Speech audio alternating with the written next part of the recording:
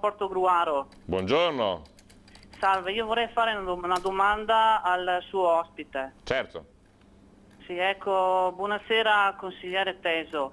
Buonasera. Senta, io volevo sapere una sua opinione e anche quella del PDL veneziano in merito al futuro della sanità nel Veneto orientale.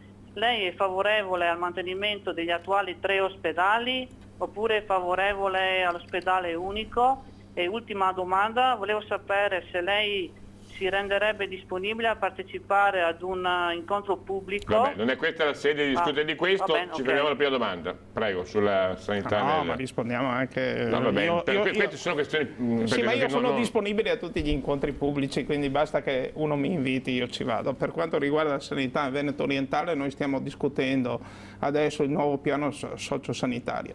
Gli ospedali nel Veneto orientale sono 4, non 3. Io sono Li fermamente... ricordiamo le località?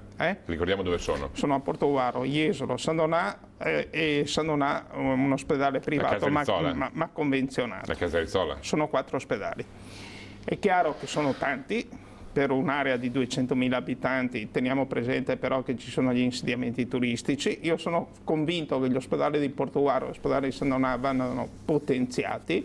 C'è una fuga enorme dal Veneto orientale verso il Friuli Venezia Giulia, proprio perché l'ospedale di Portogruaro in questi anni non ha avuto il sostegno necessario per poter in qualche modo crescere e adeguare la propria offerta sanitaria alle esigenze del territorio, quindi bisogna potenziarlo e sono convinto che i 2 ospedali ci possono stare tranquillamente. È ovvio, è normale che ormai 2, non 4. No. L'ospedale di Jesolo non ha più senso, bisogna fare un grande pronto soccorso, attrezzato, eccetera.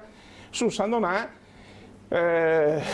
avere 2 ospedali, uno privato e uno pubblico, e il privato convenzionato è un punto di domanda. È un punto di domanda che dobbiamo trovare una risposta, perché è evidente che ci sono in gioco posti di lavoro, ci sono in gioco professionalità, dovremmo trovare, se è possibile, la soluzione al problema tenendo le 2 strutture, se possibile. Io sono convinto che sia un po' difficile, però ci stiamo ragionando. Quindi una la vede ad esaurimento delle 2 strutture sandonatesi?